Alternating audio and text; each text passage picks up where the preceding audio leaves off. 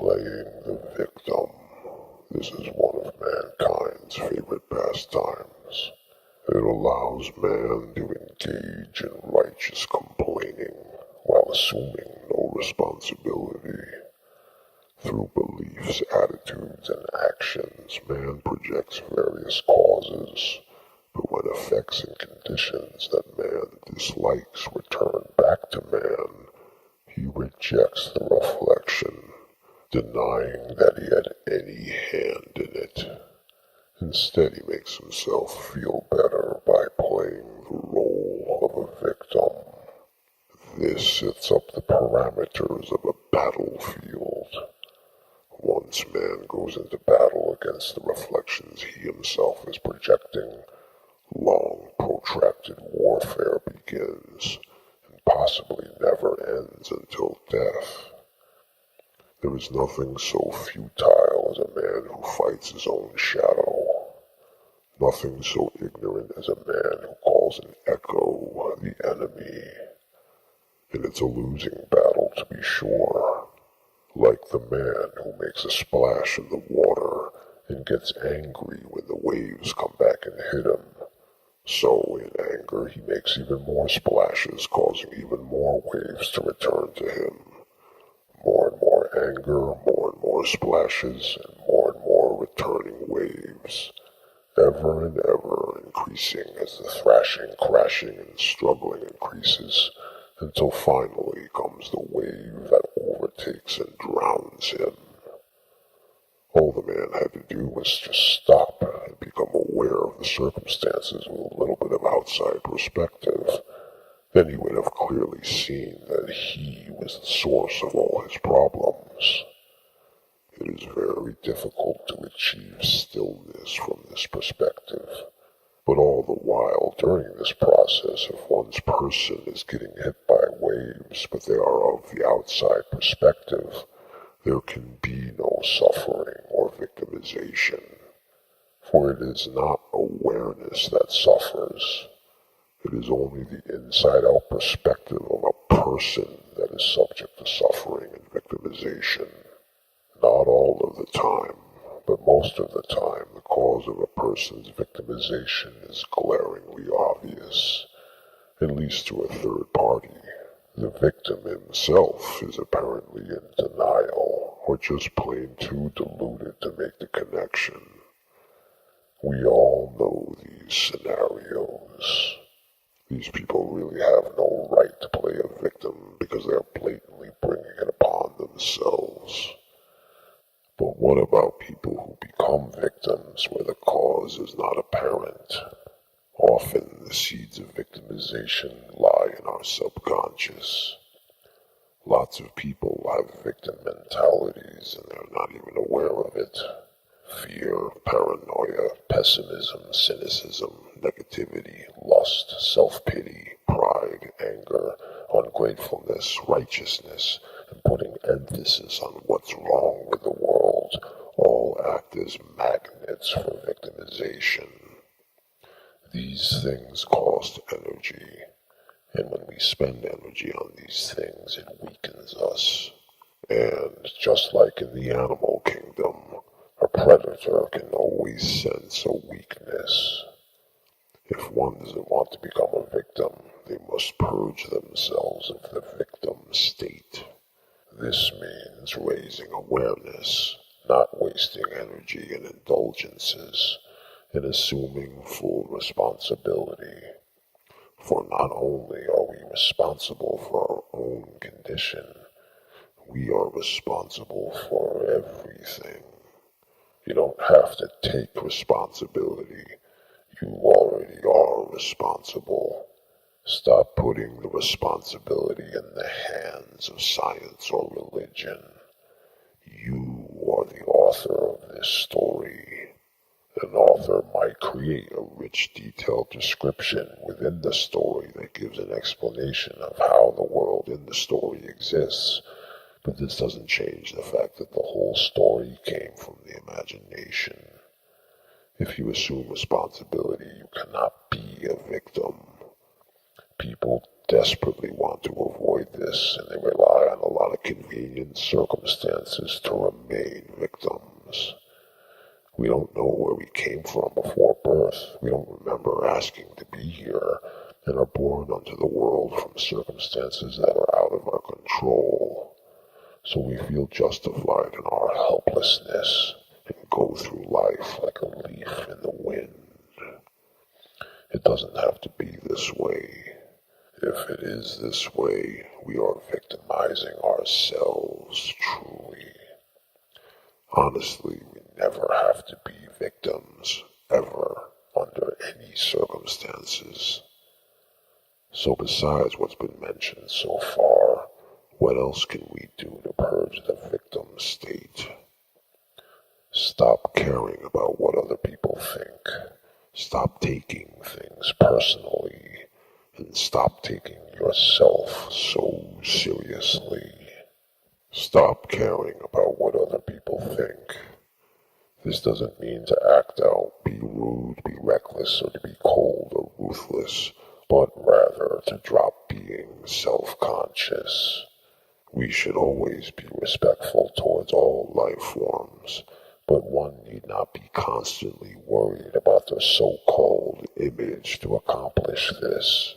If you maintain respect, you need not be concerned if someone doesn't like you. If you are being respectful and someone still doesn't like you, there is nothing you could do about it anyway. Realize it's their problem, not yours. Most often, people don't like other people because of some perceived quality of an other that they have within themselves, and they dislike it. So they want to deny and suppress it. And the easiest way to make themselves feel better is to shun the other. So when you run across people that really hate other people, whether groups or all of humanity, realize that this is an internal battle that really has nothing to do with others. It's self-hatred. Now, some will say that we need to care about what others think in certain cases, don't we? What about my boss? What about family and friends? No, you don't. As long as you are being respectful, there's nothing else you can really do. You can't be what someone else wants you to be. Don't bother trying to emulate something you're not for someone else's benefit. You don't have to be what other people want you to be. You are free to be what you are. It may mean that you might need to find a new job, find new friends, or to be distanced from your family, but you have to do what you have to do. If so, we don't have to take it personally. This is taking it a step further in the reduction of victimization. Not taking things personally helps reinforce not caring what other people think. When we take things personally, it's due to a bunch of thoughts that assign meaning to circumstances, which thereby create expectations which are doomed to eventually be disappointed, if not sooner then later. This is all an unnecessary burden. Stop thinking so much, drop expectations, and just deal with things as they are. If we are being chased by a vicious dog, is there any time to feel insulted? Does it make sense to take the aggression of the dog personally? Of course not, right? It's just a dog. It can't be reasoned with. The aggression is not spite or malice, it's just some instinctual impulse of an animal. So the only thing we can do is just secure ourselves, do what is necessary to ward off the attack, defend ourselves, and make it to safety. A good rule of thumb is to treat all people, all circumstances, just like this vicious dog. Never mind that people can be reasoned with, or with the malicious intent within people. These are thoughts, meanings, and expectations that only slow you down. Deal with things as they are, and don't put any thought into the designs behind them. It is not thought that would give you any insight anyway.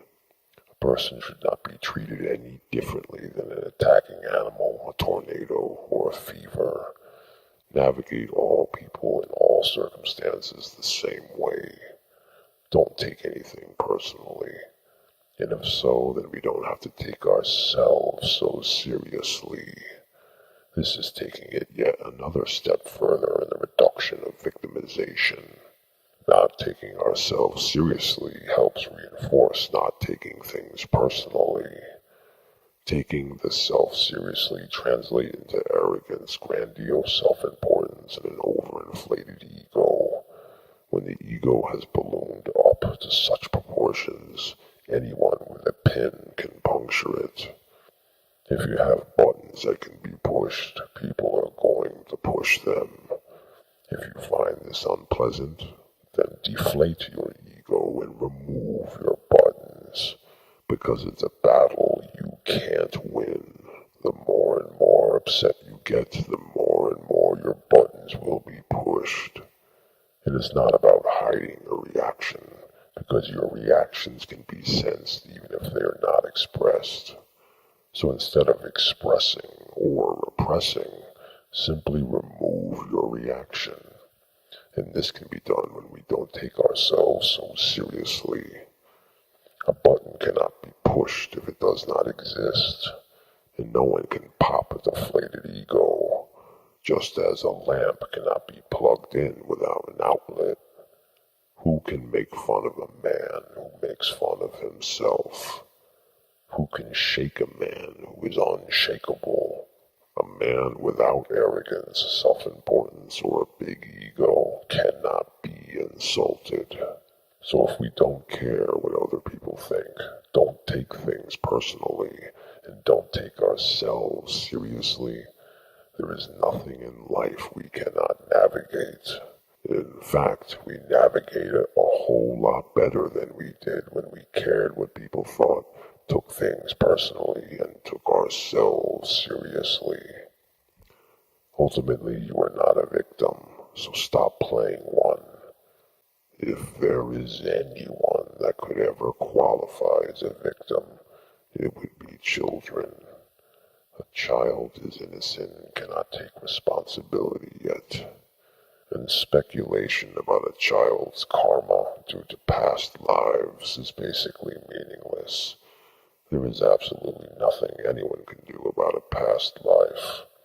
We can only deal in the now.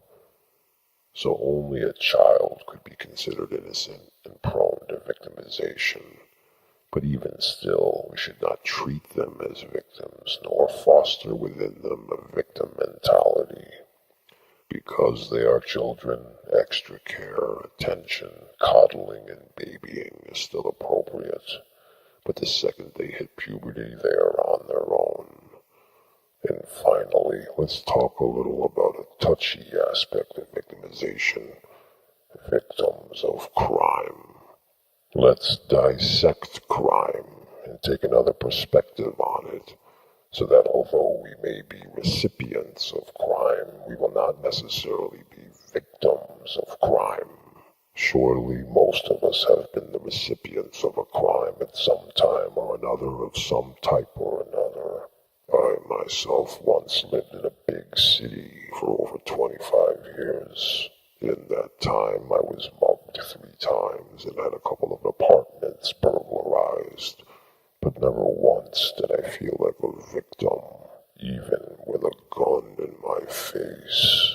I remained calm and cool during the muggings, almost as if they weren't happening. Perhaps this is one reason they did not escalate into violence, who knows. But never was I a victim of a crime. I was only a recipient of a crime. Only children could be considered victims of crime. Victim implies innocence, and adults are not innocent. Because whether you realize it or not, you are participating in a criminal enterprise. When you have a system in society that is satiated and saturated with ills, injustice, corruption, greed, selfishness, violence, pride, hatred, envy, and over-sexualization, and is reinforced and compounded by misguided patriotism and glamorization through music, TV, movies, and other various mediums, how can there not be crime? No matter how you try to slant it or spin it, it's not a system or a society where everyone can succeed. Even if every single person went to college and all got great grades, there is simply not enough pie to go around for everyone. It's designed that way. Crime is expected. It's encouraged even. No one is out there really trying to wipe out crime. You wouldn't want police, detectives, forensic scientists, and employees of the criminal justice system to lose their jobs, would you? Of course not. Crime is an important cog in our society. It's an integral part of the system. It's a vital aspect of the economy. Without crime, there would be no need for security, burglar alarms, locksmithing, weapons, prison systems, bail bondsmen, bounty hunters, and a multitude of other anti-crime industries. So crime is very important. It's a vital aspect to this system and always has been since day one. This country was acquired through crime and founded by criminals. Don't get it twisted. All the modern comforts and conveniences you enjoy today are established on a foundation of theft, slavery, racism, rape, and genocide. So is it any wonder we have such a sick society when the roots of our society are grounded in sickness? And since we all participate, contribute, and benefit from this sick criminal system, any victim of crime is fair game. Barring children, of course. It's the risk you take when you engage and enable it. And especially so since we refuse to build a fair and just system, which can be done, by the way. They will tell you that it can't be done, but this is because they want to discourage it. Why? Obviously, so that crime can continue. Crime is good business, especially when it is sanctioned and legalized. Do you really think the government is anything but a legitimized mafia? There is no greater hitman, pimp, loan shark, drug dealer, scam artist, or armed robber than the government. You pay them protection money to protect you from them. It's an offer you cannot refuse. Perhaps one day we may build a society and system rooted in community, harmony, good faith, fairness, and honesty, where everyone is taken care of and provided for, and where crime is so minimal it would be considered an anomaly. But until then, we are stuck with the sickness of crime. It's an institution. It's an industrial complex. It's the basis of our whole system. So there are no victims of crime. If you are a player in this game, you contribute to the crime on some level, and therefore are subject to crime on some level. If we are prepared, preemptive, proactive, and always aware, we stand a very good chance at avoiding crime. But no matter what, always refuse to be a victim. Purge yourself of the victim mentality, because it's like a self-fulfilling prophecy. Raise awareness, assume responsibility, and do your best to contributing to making the world a better place. A world not governed by crime, corruption, greed, dishonesty, exploitation, war, and genocide.